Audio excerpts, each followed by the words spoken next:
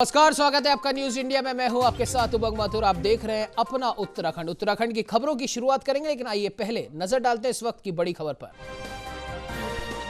बड़ी खबर चमोली त्रासदी से जुड़ी।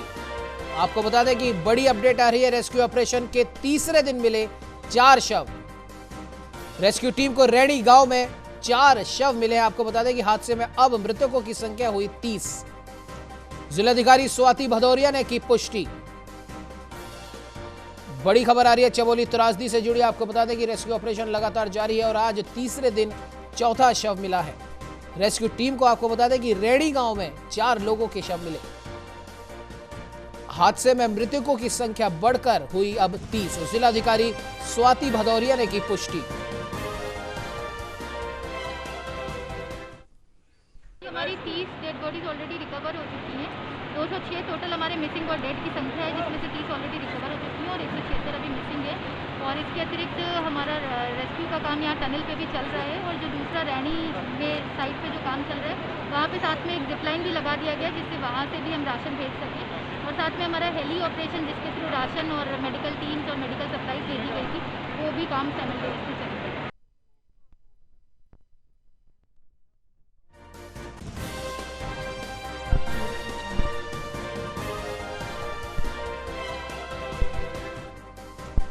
खबर पे ज्यादा जानकारी के लिए हमारे साथ हमारे संवाददाता गंभीर बिष्ट फोन लाइन पे जुड़े हैं। जी गंभीर, जानना चाहेंगे आपसे क्या कुछ अपडेट है अभी तक रेस्क्यू ऑपरेशन को लेकर? जी, आज सुबह से जो ऑपरेशन चला है, तो रैनी में जो ऋषि गंगा पावर प्रोजेक्ट का जो एरिया था, तो उसको एनडीआरएफ टीम गई थी। उन्होंने वहाँ जब सर्च ऑपरेशन चलाया, तो वहाँ से डेड बॉडी को जो है रिकवर किया गया है। और इसकी पुष्टि भी जो है डीएम स्वाति भदौरिया खुद कर चुकी है। जी बिल्कुल गंभीर, और जाहिर सी बात है कि रेस्क्यू ऑपरेशन लगातार वहां पर जारी है। एनडीआरएफ, एसडीआरएफ और तमाम रेस्क्यू की टीम वहां पर मौजूद है। करीब 120-130 फीट तक वो अंदर जा चुके हैं, लेकिन अभी भी क्या कठिनाई आ रही है सामने? 120 फीट में 120 मीटर तकरीबन अंदर जाते हैं। कुछ उनका के जो है चीफ का कहना है कि हो सकता है शाम तक जो है कुछ पॉजिटिव खबर मिल सकती है। जहाँ तक जो मजदूर फंसे हुए हैं, वहाँ तक जो है जो हमारे रेस्क्यू टीम है वो पहुँच जाएगी। जी बिल्कुल गंभीर, आप इस खबर पे नजर बना के रखिए। अपडेट आपसे फिर लेंगे। फिलहाल इस खबर पे तमाम जानकारी के लिए आपका बहुत बहुत धन्यवाद। आपको बता दें बड़ी खबर आ रही है चमोली हादसे को लेकर। हादसों में मृतकों की संख्या बढ़कर हुई अब 30।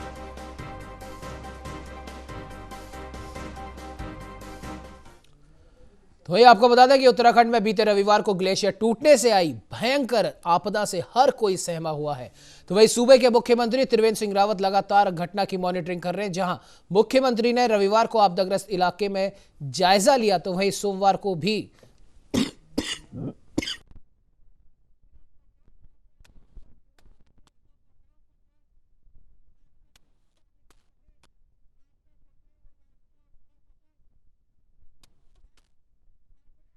यहाँ पर जो गांव के स्थानीय लोगों से जो जानकारी मिली है, तो मुख्य चीज़ होती है पहले राशन। तो राशन का यहाँ पर अभी कोई अभाव है, ऐसी कोई शिकायत नहीं है। दूसरा मेडिकल स्वास्थ्य, तो स्वास्थ्य की दृष्टि यहाँ पर डॉक्टर्स की टीम अपना काम कर रही है।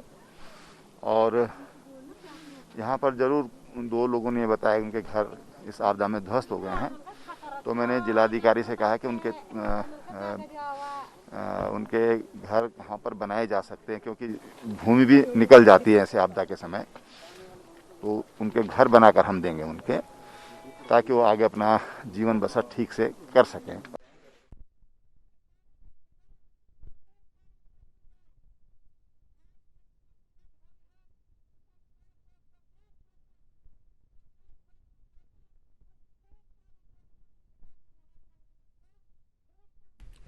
वहीं आपको बता दें कि पूर्व मुख्यमंत्री हरीश रावत और कांग्रेस के प्रदेश अध्यक्ष प्रीतम सिंह आपदा प्रभावित क्षेत्र तपोवन और रैणी गांव पहुंचे। इस दौरान हरदा ने रेस्क्यू अभियान में जुड़े आर्मी, आईटीबीपी, एनडीआरएफ और एसडीआरएफ सहित तमाम फौजियों का हौसला अफजाई की।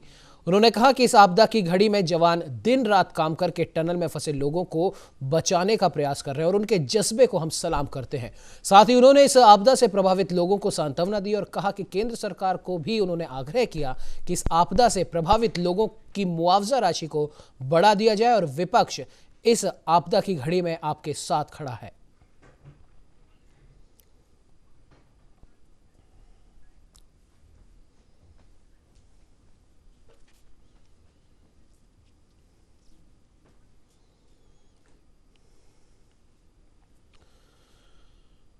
आपको बता दें कि चमोली हादसे के बाद में लगातार जन नेताओं का वहां पर पहुंचना लगातार जारी है। इसी कड़ी में पूर्व मुख्यमंत्री हरीश रावत भी वहां पर पहुंचे। उन्होंने वहां पर मौजूद रेस्क्यू टीम से बात की, उनकी हौसला अफजाई की और साथ ही साथ पीड़ित परिवारों से भी वो मिले और उन्होंने कहा कि इस आपदा की घड़ी में हम आपके साथ खड़े हैं। साथ ही साथ उन्होंने सरकार से भी आग्रह किया है कि पीड़ितों की मुआवजा राशि को बढ़ा दिया जाए।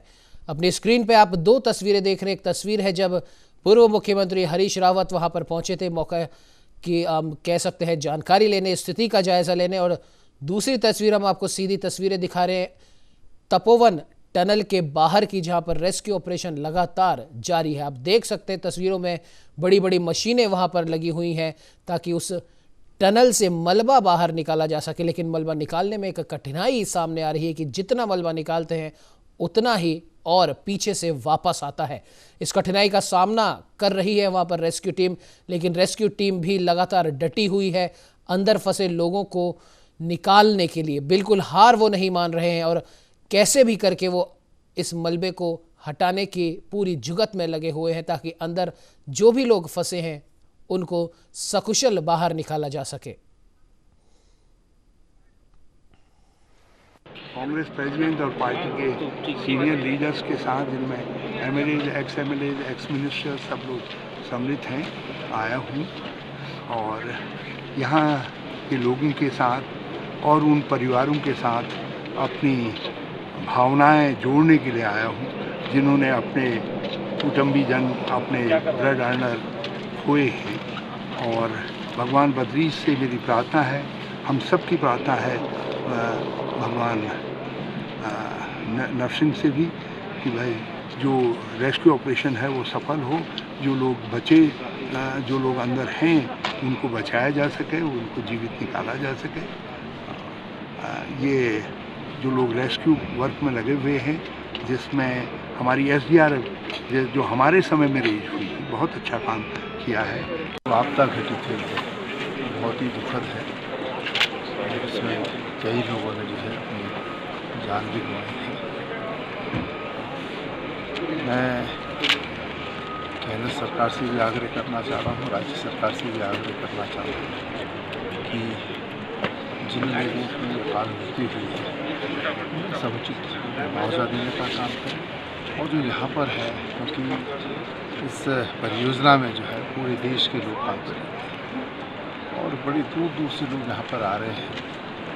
वैसे तो हमारे कांग्रेस के साथियों में मनीष जी ने, भंडारी जी ने मिलकर के यहाँ पर लोगों की चाहे टेंट की व्यवस्था हो, पानी, चाय, खाने की व्यवस्था हो, उसको करने का काम किया है सरकार भी। तो ये आपको बता दें कि चमोली में भीषण आपदा के बाद तपोवन में चल रहे राहत बचाव कार्य की स्थिति का जायजा लेने के लिए वीआईपी लोगों के आने का सिलसिला लगातार जारी है। और इसी क्रम में आपदाग्रस्त क्षेत्र में उत्तराखंड के पूर्व मुख्यमंत्री हरीश रावत भी पहुंचे और राहत बचाव कार्य का जायजा लिया। इस दौरान मीडिया से बात करते हुए हरदा ने कहा कि आपदा की घटना ने सभी को दुख पहुंचाया और ये घड़ी सभी के लिए दुखदायी है। सभी को इस समय मिलकर कार्य करना होगा और इस दुख की घड़ी में विपक्ष भी सरकार के साथ खड़ी है।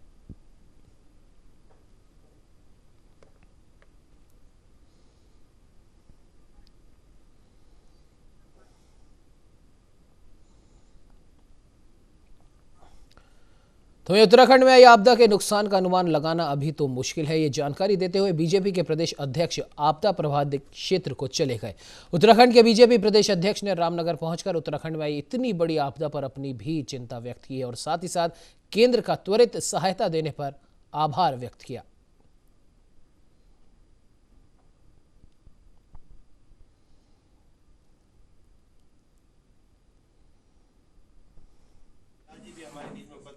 प्रदेश में एक बड़ी आपदा आई है, जिसके कारण से कई लोग आहत हुए हैं, कई घर बर्बाद हुए हैं, और साथ ही 2 बिजली की बड़ी परियोजनाएं जो बहुत बड़ी तादाद की थी, उसमें एक तो बहुत ही बड़ी थी, वो दोनों लगभग खत्म हो गई हैं।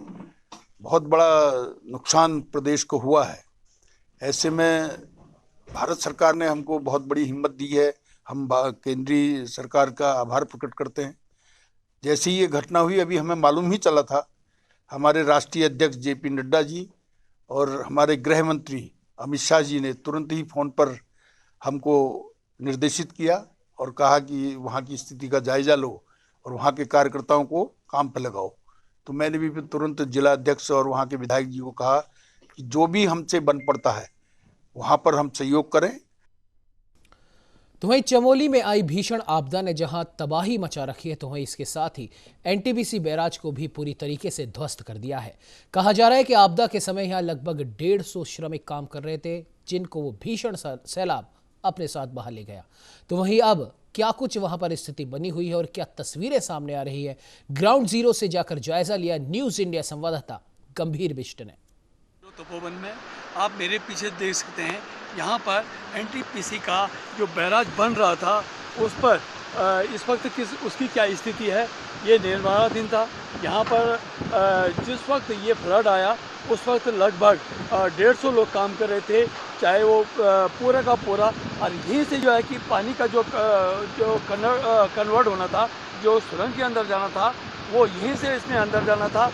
लेकिन यहाँ पर किसी को ये पता नहीं था कि पीछे से मौत आ रही है। लोग अपने काम में व्यस्त थे। व्यस्त होने के बावजूद भी जब अगल बगल से शोर शराबा लोगों ने किया, फिर भी लोग नहीं सुन पाए, क्योंकि उसकी आवाज़ इतनी तेज़ थी कि लोग उससे बहुत दूर रह करके जो है ये कहा जा सकता है कि जो आवाज़ थी उसकी इतनी भयंकर आवाज़ थी कि लोगों को किसी को भी सुनने में नहीं आया कि ऊपर से इतना बड़ा सैलाब आ रहा है। जबकि यहाँ पर जितने मजदूर थे वो बेफिक्र से अपना काम कर रहे थे, और जब ये फ्लड आया तो वो फ्लड अपने साथ लगभग उतने लोगों को, जो 150 लोग हैं, वो यहाँ पर फ्लड के साथ बह गए। गंभीर Singh Bisht, news India, ground zero, Tapovan. तो वहीं आपको बता दें कि उत्तराखंड राज्य गठन के बाद पहली बार पिथौरागढ़ जिले के पर्यटन स्थल मुनस्यारी में 1 माह का जनजातीय महोत्सव किया जाना है, जिसे लेकर जनजातीय समुदाय के लोगों में खुशी की लहर है।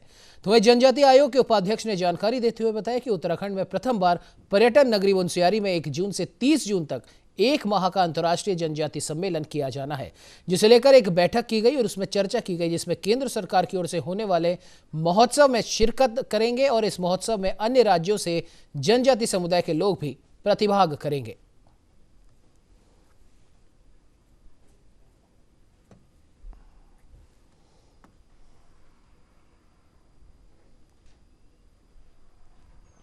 ये बहुत बड़ा फेस्टिवल होगा और इसमें कई स्टेट के लोग होंगे। एक दूसरे की संस्कृति को देखने का, समझने का, परखने का भी एक मौका होगा हमें। तो उसको एक बड़े रूप देने के लिए हमने पहली मीटिंग की है, जिसमें स्थानीय लोगों का सुझाव कि वो क्या चाहते हैं, किस तरह से फेस्टिवल चाहते हैं, क्या वो सहयोग कर सकते हैं, उस पर परिचर्चा की है। उसमें काफ़ी डिपार्टमेंट के लोग थे, यहाँ के लोकल SDM साहब वगैरह सब ने चर्चा की है और कोशिश करेंगे कि बहुत अच्छा हो। और इसमें पूरे मुनस्यारी क्षेत्र का, पूरा तल्ला जोहार से लेकर सब लोगों का इन्वॉल्वमेंट हो और हर आदमी इसको पार्टिसिपेट करे। तो उत्तराखंड के रामनगर में लंबे समय से इलाके में जाम की सूचना पर कार्यालय सहायक संभागीय परिवहन अधिकारी ने रामनगर के कई इलाकों में छापेमारी की। इस दौरान कई लोगों के चालान भी किए गए। अभियान के दौरान करीब 14 वाहनों का चालान किया गया। अधिकारियों का कहना है कि आगे भी इसी तरह की कार्रवाई जारी रहेगी। आपको बता दें कि ARTO के निर्देश पर परिवहन कर अधिकारी नेहा झा ने कार्रवाई करते हुए रामनगर में 14 वाहनों के चालान काटे।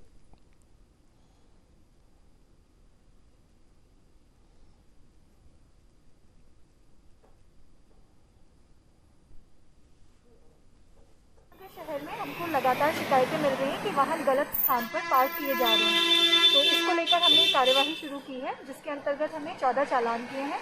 जो भी वाहन अनाधिकृत स्थान पर खड़े हैं, जिनकी वजह से दुर्घटनाओं का बहुत खतरा रहता है। तो वहीं जिला चिकित्सालय पौड़ी के पीपीपी मोड पर जाने के बाद अब वहां वर्षों से काम कर रहे पीआरडी कर्मचारियों को सेवा समाप्ति के नोटिस भेजे जाने शुरू कर दिए गए हैं, जिससे इन कर्मचारियों के सामने अब रोजी रोटी का संकट पैदा हो गया। इसे लेकर आज इन्होंने अपर जिला अधिकारी को ज्ञापन भी सौंपा और समायोजित करने की मांग की। एक कर्मचारी ने बताया कि जिला अस्पताल में हम अपनी सेवाएं करीब 14 वर्षों से दे रहे हैं। सभी कर्मचारियों ने कोरोना काल में भी पूर्ण रूप से अपनी सेवाएं दी, जिसके बाद जिला अस्पताल पीपीपी मोड में जाने के बाद अब हमें नौकरी से हटाया जा रहा है।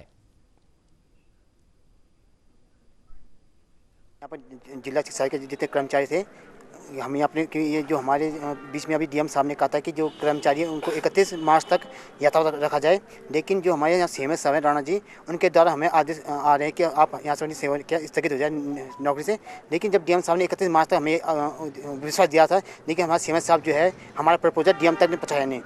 अभी हमारे बनौर से हमें बात हुई थी, उन्होंने भी बात की है, लेकिन अभी तक उन्होंने ये कहा कि हम आपके लिए कोशिश करेंगे। लेकिन हमारे सबसे बड़ी समस्या है कि जो हमारे सीएमएस साहब राणा जी, वो हमारे साथ ऐसा क्यों कर रहे हैं। जब अगर हमें रखा नहीं जाएगा तो हम सीधे अनशन करेंगे। प्रबंधन समिति के माध्यम से वहाँ विभिन्न पदों पर वार्ड बॉय, वार्ड आया और data entry operator, x-ray technician, driver आदि पदों पर काम कर रहे थे और पीपीपी मोड में जाने के बाद जो है इनको हटाए जाने की बात हमें बताई गई, जबकि हमारे जिलाधिकारी महोदय द्वारा पूर्व में 31 मार्च तक रखने और उसके बाद समायोजित करने की बात इन लोगों द्वारा ऐसा बताया गया कि साहब ने पहले कहा था।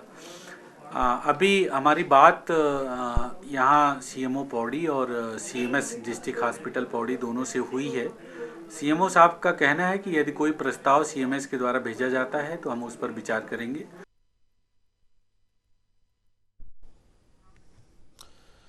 जहां एक और दिल्ली में लगातार कृषि बिलों के विरोध में किसान आंदोलन कर रहे हैं, तो वहीं दूसरी ओर मंगलौर क्षेत्र के नारसन कला गांव में बीजेपी नेताओं का विरोध होने लगा है। दरअसल आपको बता दें कि मंगलौर के नारसन कला के किसानों ने बीजेपी का खुलकर विरोध करना शुरू कर दिया है, जिसके चलते ग्रामीणों ने गांव में बीजेपी के किसी भी नेता के प्रवेश पर पूर्णतः पाबंदी लगा दी है।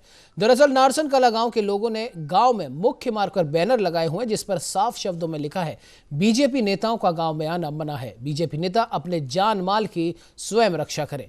बता दें कि कृषि बिल के विरोध को लेकर नारसन कला गांव के लोगों ने इस प्रकार से अपना विरोध दर्ज करवाया।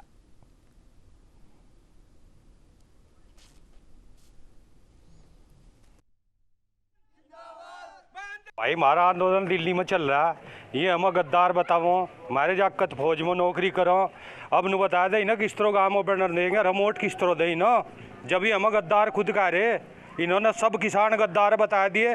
चैनलों पर बैठ गद्दार गद्दार का है, आखिर इनका मकसद क्या है। हमने तो विरोध में अपने गांव में बोर्ड लगा दिया, जो भी भाजपा का होगा उस गांव से बाहर कर देंगे। प्रतिक्रिया यह है भैया, मैं एक बहुत ही गरीब और मध्यम वर्गीय परिवार से हूँ, लेकिन मेरा जन्म यहीं पर हुआ है, बचपन यहीं पर बीता है। मैं यहाँ के किसानों से यानी कि इनसे सबसे घुला मिला हुआ हूँ। मैं भले ही कैसे गरीब परिवार से हूँ, लेकिन ये जो बोर्ड लगाया गया है ये बहुत ही सही है। जब तक उनका बिल माफ़ नहीं होने का वापस, जब तक कोई भी वो होने का नहीं। हाँ भाई, भाजपा का कोई भी नेता नहीं आ सकता, एकदम साथ हो। वही किसान आंदोलन पर किए भारत की मशहूर हस्तियों के ट्वीट पर बवाल थमने का नाम नहीं ले रहा। अब इस पर राजनीति भी शुरू हो गई है। महाराष्ट्र सरकार इन ट्वीट की जांच करवाएगी, तो वहीं उत्तराखंड के वन विकास निगम के अध्यक्ष राज्य मंत्री सुरेश परिहार ने इसको लेकर विपक्ष पर निशाना साधा और महाराष्ट्र सरकार की आलोचना की।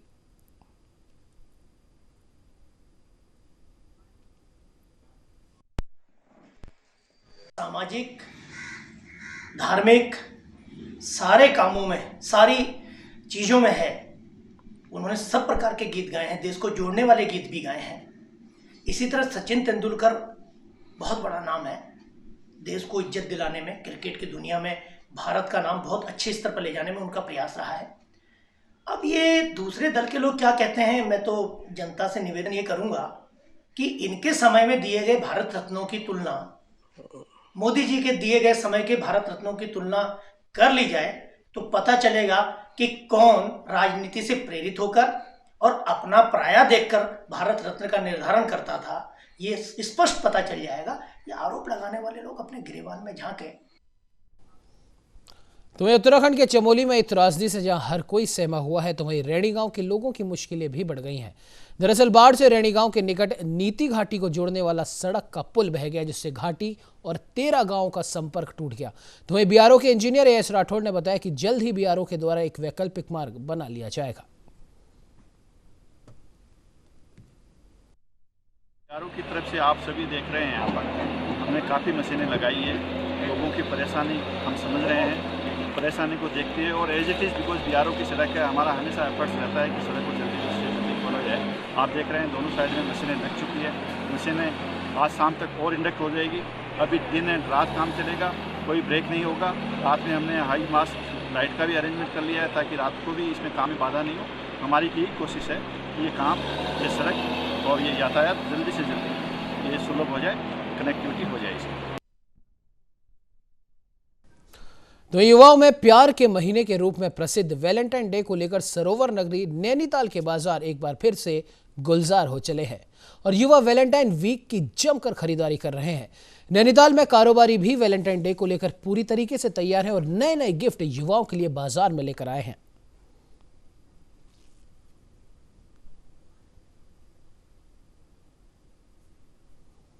यहाँ पे काफ़ी उत्साह है क्योंकि सुबह आ रहे हैं यंग कपल्स, ओल्डर कपल्स सभी लेके जा रहे हैं और यहाँ पे जितनी अवेलेबिलिटी है, लोग चाहते हैं कि यहाँ पे और वैलेंटाइन का सामान मिलता रहे। और यहाँ पे अगर आप देखें तो टूरिस्ट भी बहुत आ रहा है, स्पेशली जो कपल्स वगैरह हैं, फैमिलीज़ हैं, सब आ रहे हैं अपना वीकेंड सेलिब्रेट करने हैं। एंड साथ ही साथ अगर वैलेंटाइन पड़ रहा है तो एक चीज़ के ऊपर दूसरी चीज़ अच्छी ही हो रही है। हमारे पास अलग अलग तरीके के मग्स अवेलेबल हैं और पोर्सिलिन टॉयज़ अवेलेबल हैं जो वैलेंटाइन के खास बने हुए हैं, और फ्लावर्स हैं, रोजेस हैं, आर्टिफिशियल बुके हैं, और कुछ ऐसे आइटम्स हैं जो आपके पेपर वेट की तरह जैसे यूज़ कर सकते हैं। उसमें भी हमारे वो अलग अलग तरीके के वो बने हुए हैं टॉयज़ वगैरह उसके अंदर। तो आपको बता दें कि अगली खबर उत्तराखंड से है और जाहिर सी बात है जिस प्रकार से चमोली का ये जो हादसा घटित हुआ है उसको लेकर रेस्क्यू ऑपरेशन लगातार जारी है और खुद न सिर्फ मुख्यमंत्री बल्कि विपक्ष के भी नेता वहां पर पहुंचे हैं। जैसे कि हमने आपको कुछ देर पहले भी बताया था, हरीश रावत भी वहां पर पहुंचे हैं, प्रीतम सिंह भी वहां पर पहुंचे। पल पल की अपडेट्स इस हादसे को लेकर आपको हम देते रहेंगे। तब तक के लिए आप देखते रहिए न्यूज़ इंडिया।